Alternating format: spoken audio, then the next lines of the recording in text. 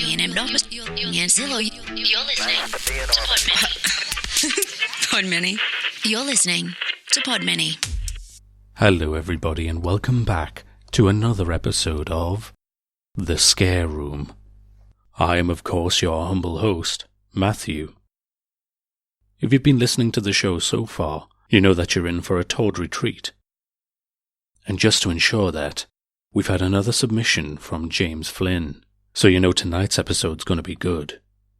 Always remember, if you'd like to submit your own story, you can do so by either visiting podmany.com/The Scare Room, or if you're listening through the Podmany app, click the submit button on your screen.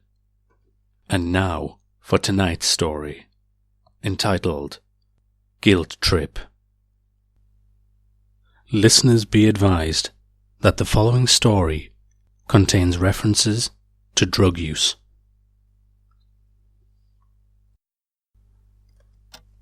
Shane sat in the mellow din of the coffee shop, sipping his hot drink as the morning traffic trickled outside the window.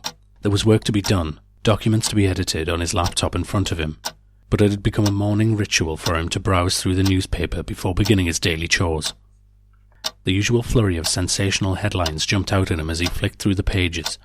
Tax-avoiding politicians, celebrity love affairs, global warming threats, escalating wars, burglaries, murders, and a few crossword puzzles thrown in just to balance things out a bit. A load of bloody tosh, he muttered, scanning the documents and pictures. There was one story, however, that caught his attention. A young woman from Clover Falls had been reported missing. Clover Falls. The name pulled his eye towards the page, like a magnet, drawing him in with its ghastly memories and accusations. Clover Falls was a run-down town on the western outskirts of Mufano City, a place that you avoided like the plague if you had any sense. Seeing the name of the place printed in the newspaper, Shane was amazed that it even still existed. He'd been there once or twice during his teenage years, if he remembered correctly, just to explore the endless derelict buildings and warehouses that were scattered around there. Shithole was the word that sprang to mind as Shane shifted through his hazy memories of the town. Distant memories that had occurred during a misspent youth several decades ago. A photo of a sweet-looking young lady with red hair was attached to the article, and Shane read through it with a morbid interest. According to the reporter, the girl was one of many people who'd gone missing in or around the town in recent years, and a full-blown investigation was underway. Interviewed workers at a local hospital mentioned an incident a couple of days before the latest disappearance, where a drugged homeless man was moved on by security after trying to steal medical supplies from one of their storage units. But the link between the two events was yet to be established. An adjoining sub-article outlined a brief history of the crumbling town, along with the stories from an assortment of citizens who claimed their pets had been going missing there for as long as they could remember. Some places never change, grumbled Shane, folding the paper up and throwing it down on the table in disgust. After gulping down the last mouthful of coffee from his steaming cup, he opened up one of the work documents on his laptop and got to work. It was 3 a.m, and the chalky glow of the moon was shining through Shane's bedroom window. He had a fairly busy day editing documents for his company, and he really should have been asleep. But he wasn't. He was usually a heavy sleeper, one of those people who dozed off minutes after his head touched the pillow. But tonight, his mind was like a bulb, with too many volts running through it. After jolting awake again, he sat up on his bed, at a right angle, staring into a gloomy corner, while beads of sweat dripped down his back and shoulders. He knew. That name, Clover Falls, had rattled him early on during the day, but at the time he didn't really know why. But now he did. Now he knew. He knew why the name of that rotten place had sent a shiver up his middle-aged spine. The nightmare he'd just woken up from had pieced the puzzle together, clicked the segments into place, and now the memory was there in his head, as clear as a highly polished pane of glass. Clover Falls. Damn right he'd been there before. He'd been there more than once during his troubled adolescence, but there was really only one single time that was relevant to his current state of panic. Sitting there in the stuffy darkness, his naked body a clammy sack of damp meat, he relived the entire memory again in all of its hilarious splendour. And it was hilarious too, at least it was at the time. It happened 30 years ago. 3 long decades. Shane was a 17-year-old tearaway who'd spent most of his days loitering around the local skate park, getting into mischief with Vaughn, his partner in crime. They were referred to as the Deadly Duo by some, Double Trouble by others, and the other names that were thrown their way by disgruntled enemies were enough to make your ears bleed. They were skaters, they were drinkers, they were louts, they were thugs, and they were college dropouts, with absolutely no direction and no future plans whatsoever, other than to get wasted and have a laugh at somebody's expense. On this particular night in question, the two of them were in the company of a local skater named Roland. They met Roland a week ago on the mini ramp, drinking cheap cider and puffing away on a rolled-up cigarette. Roland was like most of the other boys at the park. He came from a well-to-do family in one of the nicer neighbourhoods, and unlike Shane and Vaughn, he actually had plans in his life. His weekend drinking and loitering at the skate park was more of a temporary rebellious stage, a passing fad before moving on to university to embark on a meaningful career, or at least it should have been. Roland's father was a pathologist, a specialist in his field, and there was pressure on Roland to attend medical school and follow in his footsteps. This was rarely brought up by young Roland, unless he was really drunk or stoned, but most of the kids knew about it. On this boozy, mischievous night at the skate park, Shane had managed to get hold of a rare delicacy, a jar of LSD. This stuff was in liquid form, complete with a pipette.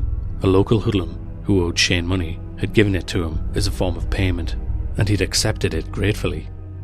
Armed with this potent psychedelic, the plan for the evening's festivities had been simple. Drink some beer, drop some acid, and then head to Clover Falls to explore the derelict buildings. There was always some kind of derelict building over at Clover Falls, being the official toilet of Mufano City. It was home to a wide array of crumbling factories, shops, and warehouses even back then. The latest addition to the rotten landscape, however, was a college. A few of the other kids had been over there a few days before, and tales of workshops full of tools, gymnasium kitted out with sports equipment, and deserted classrooms and offices with discarded furniture ignited the adventurous spirits of all these around. They weren't going to steal anything, they were just going to go there and get high, and explore the recently vacated facilities in all of its decadent glory, and that's exactly what they did. They all dropped the acid before they even arrived at Clover Falls, so by the time they got there, they were pretty spaced out. They were giggling, wide-eyed, and seeing things through a lens of comical surrealism. Walking along the empty streets like a group of aliens seeing planet Earth for the first time, with the hallucinogen working its way around their bodies and distorting their vision, the empty college building looked like a cartoon funhouse as it appeared on the near horizon, its various sections and floors leaning and swaying in the wind that wasn't there. All three of them were feeling the effect of the drug as they awkwardly stumbled across the messy field towards the college. But Roland was especially feeling them. Unlike Shane or Vaughn, he'd only gone as far as alcohol and cannabis in the past, and this strange trippy feeling taking over his sense was a completely new experience for him. Entering the college was easy enough. The last group of teenage trespassers had busted the padlock on the main entrance doors, so they all walked in without any trouble. The electric hadn't been disconnected, so Shane flicked on every light switch that he passed, gulping down mouthfuls of beer as he led the way through the silent building. Graffiti already marked the walls and doors, but Vaughn added some more with the pen he brought along with him, with Shane climbing and hopping over the desks that had been dragged out into the corridors. Roland was more apprehensive, tagging along a few meters behind them both, while scanning the rooms through dilated pupils. After around 15 minutes or so of messing around, they sat down to smoke some cigarettes in what looked like an old carpentry workshop. I'm getting some mad visuals here, laughed Shane, gazing around at the metal vices as they took on bizarre mutated forms. Can you see that? I swear it's a robot or something. It's a clamp, chuckled Vaughn. You're just tripping. Mind you, can you see that sculpture over there? Is it a sculpture or is it a coat stand? You idiot, said Shane. That's a... well, actually, what is it? I think it's a sculpture, but I'm not sure. Roland? What do you think it is? The wooden thing over in the corner. Shane and Vaughn both turned their heads towards Roland, then simultaneously cracked up with laughter as they saw that at some point he'd slid underneath the teacher's desk with his feet protruding out and pointing towards the ceiling. He was lying on his back under the desk, staring up at the underside of it, which was about 10 inches away from his face. Roland, what? There's so much room under here, he cried, staring up at the bottom panel of the desk. You could build a house under here. Shane and Vaughn were in stitches, holding their stomachs. They rolled around in fits of laughter, howling and crying at how wasted the young friend was. Build a house? Grinned Shane. There's more room than that. You could easily build a block of flats or something if you ask me. Another roar of laughter erupted between them, echoing slightly around the dusty workshop. He's wasted, said Vaughan. Totally wasted. It's okay. This'll sober him up a bit, quipped Shane, leaning over towards Roland's beer can by the side of the desk. What are you doing? Whispered Vaughan, noticing that Shane had one hand dipped in the pocket of his coat. Without answering, Shane pulled the jar of acid from his pocket and squeezed several large drops into the hole in the top of the beer can, using the pipette. A hyena's grin spread across his face the whole time. No, whispered Vaughan. He's out of it already. He can't have any more. Calm down, Mr. Square. It's only a bit of acid. You bastard, giggled Vaughan. You total bastard. Shane pocketed the LSD and straightened himself up. Hey, Roland, let's go and explore a bit. And drink up. Your beer's getting flat. They both rose to their feet, taking in the moving walls and shadows around them, waiting for Roland to get up from under the desk. Come on, Roland. Let's go for a walk. There are 2 of the floors we haven't seen yet.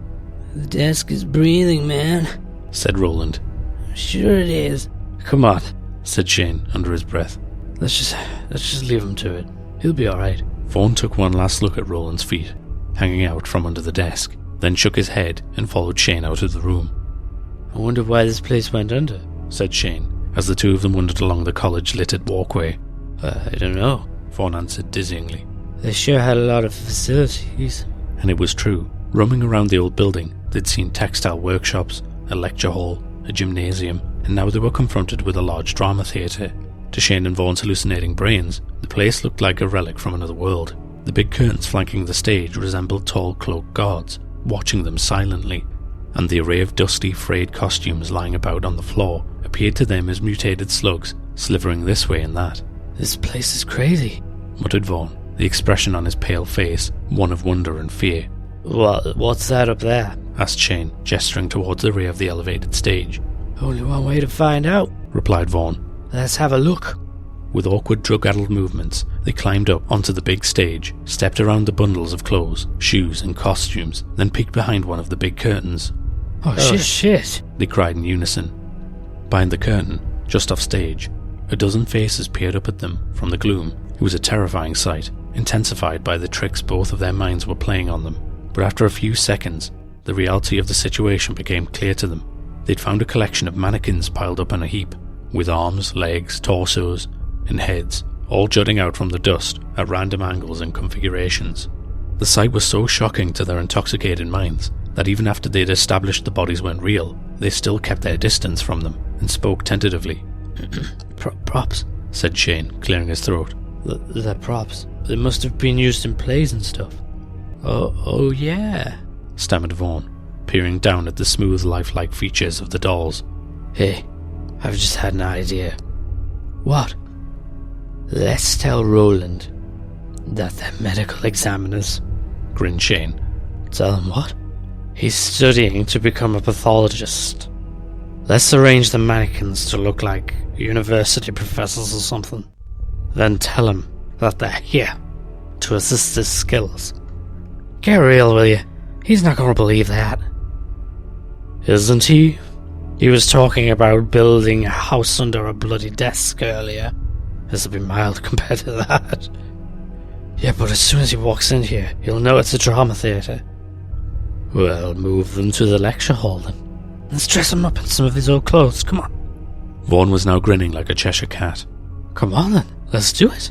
Giggling again like a couple of schoolgirls, they proceeded to carry the 6-foot mannequins over the lecture hall, along with a few bundles of clothes and costumes. The plan was coming together. Hey, Roland. You'll never guess. Shane and Vaughan paused by the doorway of the carpentry workshop, stunned and stupefied by the sight that confronted them. Roland was standing upright, facing them, with one arm extended outward, as though he'd been paused mid-stride. The strange position he was in was unsettling enough, but it was his eyes that were truly alarming. They were like 2 pearly marbles bulging out of his face, displaying a look of insanity that bordered on being caricature. An empty beer can lay on its side by his feet. What are you doing, Roland? Asked Shane. Don't come near me, he wailed through the side of his tight mouth. And don't touch me. What's the matter? I'm made of glass, man. I'm made of fucking glass. Don't touch me, man. If you do, I'll break. Noticing the empty beer on the floor, Shane burst out laughing. Vaughn followed suit shortly afterwards, although his laughter was more hesitant. There was a trace of concern etched across his face too, as though he could sense things were going a little too far. Come on, Roland, shouted Shane. You can't mess around like this all night. You need to pull yourself together. It's time for your big exam. What? Squirmed Roland, with a careful lip movement of a professional ventriloquist. It's your big chance. Have you forgotten? There's a group of medical examiners waiting for you upstairs. They're here to assess your operational skills. Poor Roland looked like he was going to burst from stress and panic. His teeth were chattering, his shoulders were shaking, and his legs were quivering like a dog preparing to defecate. No, not now. I can't do it now. No, not like this. You'll be fine, smiled Shane, walking towards him with a sardonic grin. Don't worry. We believe in you, don't we, Vaughn? Vaughn didn't say anything at first, but after a few moments he loosened up and went along with the ploy. Yes, we believe in you, Roland. We know you can do it. Roland was so off his face, he didn't even look real. His pasty features were stuck in an open expression, gaping at the air like a sick fish. A cartoon character who'd seen a ghost. Shane took another step towards him. Don't touch me, man, I'm telling you. I'll shatter into a million pieces. Come on, Roland. You're being a bit silly. The most important exam of your whole entire life will begin in a few minutes, and you're rambling on about being made of glass. Snap out of it. After a little coaxing, Shane eventually managed to grab hold of Roland, and he shook him free of his psychosomatic glass illusion. Vaughn silently watched on from the doorway, biting his nails. Do medical students even have to do this? Vaughn whispered, walking a few paces behind Roland as they made their way towards the lecture hall. I don't know. Probably not. Mind you, there must be some kind of hands-on examination for a trainee pathologist at some point along the line. We are doing him a favour, really, chuckled Shane. We're giving him a bit of practical experience. Yeah, said Vaughn, looking down towards his feet. Practical experience. The truth was that it didn't matter one iota how realistic this phony exam was, because Roland was so high he would have believed anything. He was way up there with the fairies, flying in Gargoyle Land, sailing along another dimension. Every single drop of LSD that Shane had squeezed into his beer was now swimming through his bloodstream, swirling around his brain and wreaking havoc with his perception of reality. It had taken a full 5 minutes to get him properly moving again, and since then he claimed to be sinking in mud, melting into lava, growing extra fingers, and stuck in a giant cobweb that only he could see. He was well and truly gone. Okay, this is it, Roland, said Shane, putting on his sensible voice. The examiners are waiting in there, he said, pointing to a closed door in the lecture hall. But don't go in yet. You're scheduled for 11:30 p.m. and the time is now 11:25. If you're going too early, it won't look good. Roland lingered outside the big doors, like a condemned man, waiting to be led into a gas chamber. His bulbous eyes darted left and right continuously. I can't do this. I'm not ready, man. Hey, said Shane, pointing a finger at him sternly. What have I told you about this kind of talk? Me and Vaughn have complete faith in you. Don't let us down by having a silly little doubt about yourself. Then after waiting a moment, he added, And what will your father say if you mess this up? Roland looked so distraught that Vaughn had turned and walked away. Anyway, said Shane, noticing Vaughn's departure, we'll leave you to it. Good luck. You can tell us all about it later on. And just like that, Roland was left standing outside the door of the lecture hall on his own, searching his spangled brain for the medical procedures and techniques that he knew. Meanwhile, Shane and Vaughn sneaking around the corner towards the rear of the door that led into the lecture hall from the back. They then quietly entered the large room and sat down between two wigged, clothed mannequins in the back row of the seats. The lecture hall was as silent as a tomb, with a dozen or so examiners rigidly perched on their seats, waiting for their student to enter the room. The lectern had been taken away and replaced with a table, and upon the table lay a cadaver, a naked female mannequin with starchy red hair and pinky red lips. An assortment of kitchen knives from the canteen were carefully positioned around her, complete with a tattered pair of rubber gloves. Despite having set the whole thing up, Shane and Vaughn felt very tense and unsettled as they sat there observing the fruits of their labour. It felt a little too real, a little too elaborate, and there was a sense that the joke had morphed into something else. In fact, Vaughn actually leaned over towards Shane to voice his concerns and tell him that things had gotten out of hand. But just as he opened his mouth to speak, the big entrance doors began to creak open. "I can't take this anymore," said Vaughn. "I'm going." The two of them had been sitting in an awkward, guilty silence for what seemed like an hour, watching their stupid prank unfold into a cruel nightmare. Roland was still up there on the stage, speaking to the rows of examiners with exaggerated courtesy and politeness as he hacked away at the plastic mannequin. He was shaking like a leaf, his fingers trembling as he nervously guided the sea of onlookers through his procedure. It was never supposed to go this far. They'd expected a few minutes of silly fun, followed by a transgression into some other joke, or adventure into another section of the building. But there was nothing funny about what they were seeing. They were witnessing a traumatic breakdown in slow motion, a tragic loss of dignity, a disintegration of a young man's soul. And he was still as high as a kite. Shane and Vaughn were beginning to come down from their trips a little bit, sobriety returning to them as the night wore on, but young Roland was still lost in a chemical haze. His irises were completely consumed by his ever-growing pupils. His jaw was permanently clenched, and his entire being jittered and trembled with a malignant otherworldliness. Watching young Roland relentlessly skittering about on the platform, with his inhuman eyes focused on the blades, a terrifying suspicion dawned upon both Shane and Vaughn. It was too hideous for either of them to mention. Responding to Vaughn's comment, Shane said, "Yeah, let's go. This is getting too weird."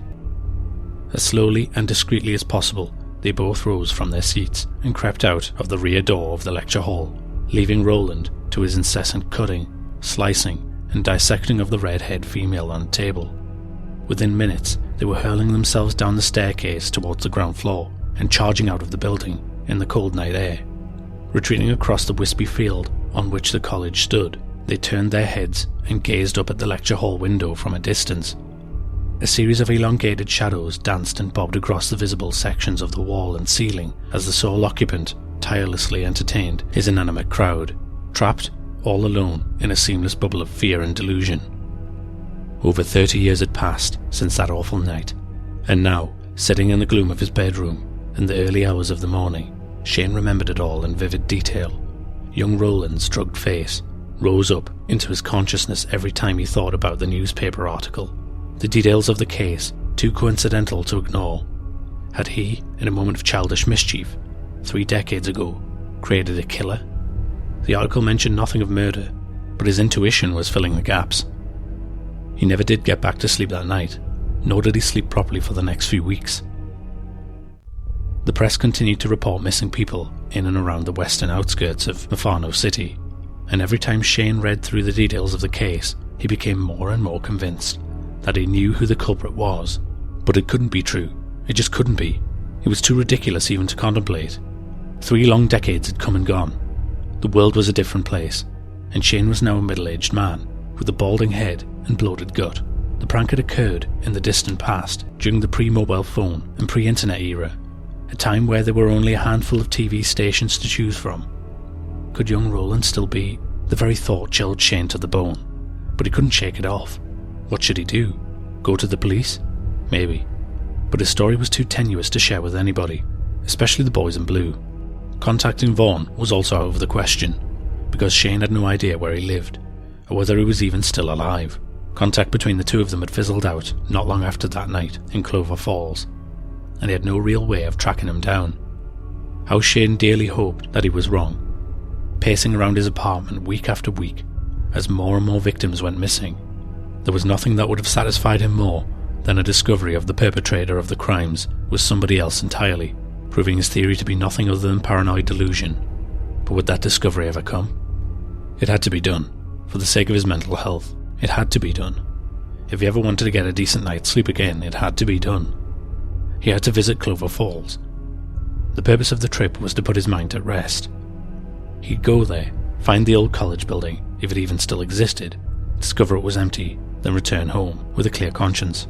ready to get on with the rest of his life and put these stupid thoughts behind him. That was the plan. Finding the old town was trickier than he'd thought it'd be. Everything looked so different. A train took him to the outskirts of the city, but there was no functional stations within a 5-mile radius of Clover Falls. After getting off the train, he walked through a series of rough neighborhoods, with slack-jawed simpletons and poverty-stricken children watching him from the doorsteps, then crossed a number of overgrown fields littered with burnt tires and plastic. Clover Falls was little more than a sparsely populated rubbish tip, but to Shane's surprise, some of the old buildings were still visible on the horizon, including the college.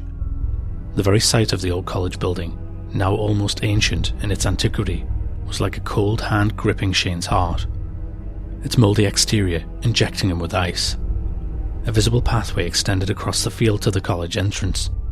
This pathway was mainly visible due to the setting sun that shone from the west, throwing a warm, hazy light over the trampled grass. Following the trail, Shane took his chances with the main entrance doors. They were filthy, covered in grime, but they opened up with a sturdy push. After a quick look around, he stepped inside. The lower floor of the building instantly brought it all back. Flashbacks of his younger self jumping over the desks and goofing around. The layout of the place was the same, but dust and rubble coated everything, and a stagnant, stale musk hung in the air. Gravitating towards the first floor, he found himself outside a large room that he believed to be the carpentry workshop. Putting his hand on the door handle, he closed his eyes for a second and hoped that the old room was empty. He hoped to see nothing but splintered wooden desks and rusty vices, the innocent remnants of a class full of aspiring apprentices. His hope was in vain. As soon as the door opened, a gassy stench hit his nostrils like a jackhammer, a putrid scent that made him gag and double over. And then, once his eyes had stopped watering, he saw the carnage laid out before him. The rows of carpentry workshops were covered in fleshy mounds piled on top of each other, all buzzing with flies and maggots. An assortment of anatomical parts littered the desk and tabletops. Calves, hands, forearms, feet, and even heads. Blood-stained sores sat amongst the decaying clumps of tissue and bone. Their serrated edges, matted with powdered bone fragments and pus. Cracked skulls with mouldy skin peeling from them were wedged in steel vices, and buckets of sloppy organs and intestines lined the walls. Shane had experienced several nightmares over the last few weeks, but none of them were as gruesome as the scene that confronted him right now.